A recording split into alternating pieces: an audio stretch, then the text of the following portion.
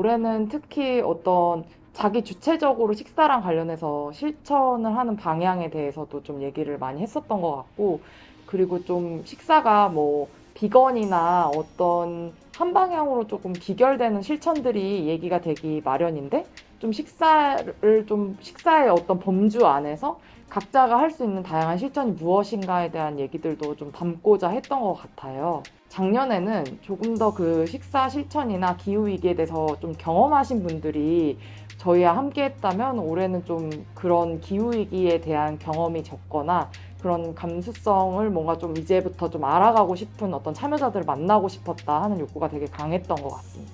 두 가지 프로그램을 이제 운영을 했는데, 하나는 기후위기 문제와 사회 문제, 그 식사 문제를 연결하는 다 먹었습니다 프로그램을 운영하고, 또 하나는 이제 기후 문제에 대해서 조금 더 깊이 들어가는 감자 장례식이라는 프로그램을 운영했어요.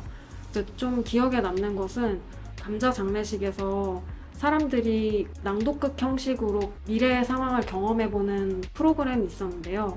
그것을 할 때 한 가지 방향으로 이제 수렴되지 않는 다양한 입장의 사람들의 그 목소리를 사람들이 자신의 목소리로 내어보고 경험했던 순간들이 이제 기억에 남고, 그 이후에 이제 사람들이 이제 사라진 줄 알았던 감자를 이제 요리해보는 시간이 있었어요. 생각했던 것보다 더 몰입해서 그 이야기를 나누기도 하고, 피부로 와닿아지는 그 미래의 상황을 얘기해보는 그런 순간들이 기억에 남습니다.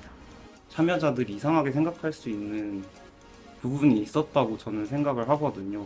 예를 들면 이유식을 아기처럼 먹어보는 활동도 있었어요. 근데 그게 자기가 먹는 게 아니고 서로에게 먹여주고 아이처럼 대하기도 하면서, 또 아이니까 말을 잘 하지 못하고 몸짓으로 소통을 해야 됐고 이런 부분들이 있었거든요. 근데 우리가 생태주의적 식사를 하려면 채식을 하자라는 문제에서 좀 더 넘어서서 이게 돌봄 얘기가 되기도 하고 서로의 관계 얘기가 되기도 하는 부분이 특이한 점이었다고 생각합니다.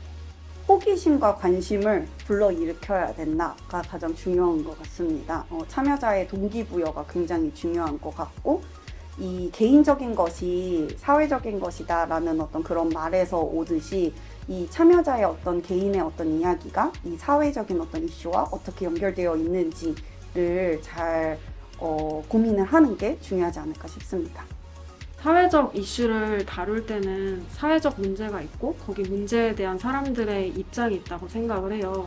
저 같은 경우에는 기후위기 문제를 얘기를 할 때 식사와 연결 짓는다면 채식의 이야기를 하지 않기가 어렵다고 생각을 했는데, 이제 전통적인 가르치기 방식이 아니기 위해서 그 이야기를 할 때 되게 조심스러워지는 부분이 있었어요. 오히려 그 이야기를 피하는 방식보다는 사람들이 좀 불편하더라도 서로 동의하지 않는 이야기들을 나눠보고, 그런 경험들을 해보는 것, 서로가 이제 수용되는 경험을 해보는 것, 그런 순간들이 좀 중요했다고 느끼고, 그런 순간들을 더 만들어가는 데 좀 집중해서 프로그램을 진행하시면 좋을 것 같다고 생각합니다.